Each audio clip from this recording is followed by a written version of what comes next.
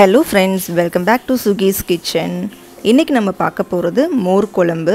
அது எப்படி வைக்கிறதுன்றத பார்க்கலாம். அதுக்கு முன்னாடி என்னோட சேனலை இன்னும் நீங்க Subscribe பண்ணாம பார்க்கறீங்கன்னா கண்டிப்பா Subscribe பண்ணிடுங்க.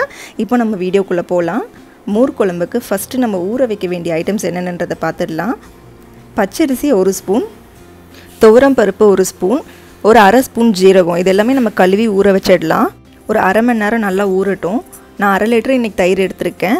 இந்த 1/2 லிட்டர்ல தான் நம்ம மோர் குழம்பு வைக்க போறோம். இத மிக்ஸில லைட்டா நம்ம அடிச்சிக்கலாம். அப்படி இல்லனா நீங்க மத்து வச்சு கூட கடைஞ்சிக்கோங்க. அந்த கட்டி கட்டியா இருக்க கூடாது. அதுக்காக தான். இதுல நீங்க தண்ணி ஊத்தாம தான் அரைக்கணும். இந்த பாத்திரத்துல ஒட்டி இருக்கு இல்லையா? அதுக்கு மட்டும் கொஞ்சமா தண்ணி ஊத்தி அதையும் கலந்து விட்டுக்கோங்க. பாருங்க கட்டி இல்லாம அடிச்சிட்டு வந்தாச்சு. இப்போ ஒரு பாத்திரத்துல மாத்திடலாம். இப்போ இது மோர் குழம்பு வெண்டைக்காய் மோர் குழம்பு. அதனால வெண்டைக்காய் ஃபர்ஸ்ட் நம்ம எண்ணெயில கொஞ்சம் வதக்கிடலாம். கொஞ்சமா எண்ணெய் ஊத்திக்கோங்க.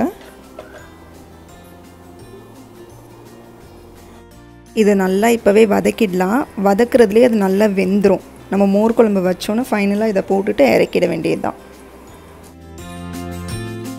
பாருங்க இந்த ஸ்டேஜ்ல நம்ம கொஞ்சமா salt ஆட் பண்ணிக்கலாம். இது வெண்டைக்காய்க்கு மட்டும் தான்.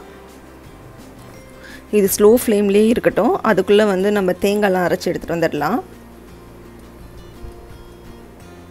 பாருங்க நான் 1/2 மூடி தேங்காய் எடுத்துர்க்கேன். 2 பச்சை மிளகாய், சின்ன பீஸ் இஞ்சி, ஒரு பூண்டு பல்லு. நம்ம ஏற்கனவே அரிசியும் பருப்பும் ஊற வச்சோம் இல்லையா? அதுவும் இதுல போட்டுடலாம். போட்டுட்டு நல்லா கிரைண்ட் பண்ணி கொண்டு வந்துடலாம். வெண்டைக்காய் நல்லா வதங்கிடுச்சு. பாருங்க இந்த ஸ்டேஜ்ல நீங்க ஆஃப் பண்ணிடுங்க. இப்போ நம்ம மோர் குழம்பு தாளிச்சிடலாம். கொஞ்சமா எண்ணெய் ஊத்திக்கோங்க. எண்ணெய் காஞ்சதும் ஒரு 1/4 ஸ்பூன் கடுகு போட்டுக்கோங்க. ஒரு 1/4 ஸ்பூன் உளுந்து, 2 காஞ்ச மிளகாய் சேர்த்துக்கலாம்.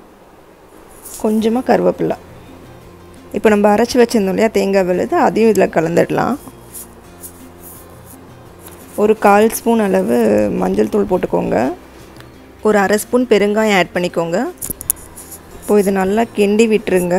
கை விடாமல் கிண்டுங்க. அடி பிடிக்காமல் இருக்கணும். பச்சை ஸ்மெல் போகிற வரைக்கும் நம்ம கிண்டி விட்டுக்கலாம்.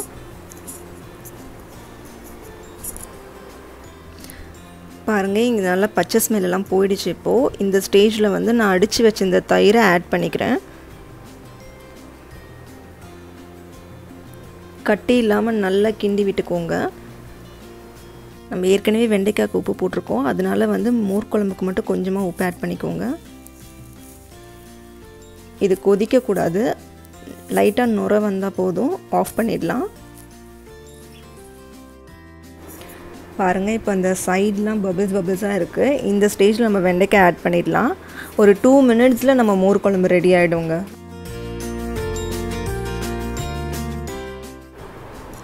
அவ்வளோதாங்க நம்ம மோர் குழம்பு ரெடி ஆகிடுச்சு. இப்போ ஒரு பவுலில் ட்ரான்ஸ்ஃபர் பண்ணிவிட்டு நான் உங்களுக்கு காமிக்கிறேன். இந்த வீடியோ உங்களுக்கு பிடிச்சிருந்துச்சுன்னா லைக் பண்ணுங்கள், ஷேர் பண்ணுங்கள், சப்ஸ்கிரைப் பண்ணுங்கள். மறக்காமல் வீட்டில் ட்ரை பண்ணி பாருங்கள். தேங்க்ஸ் ஃபார் வாட்சிங்.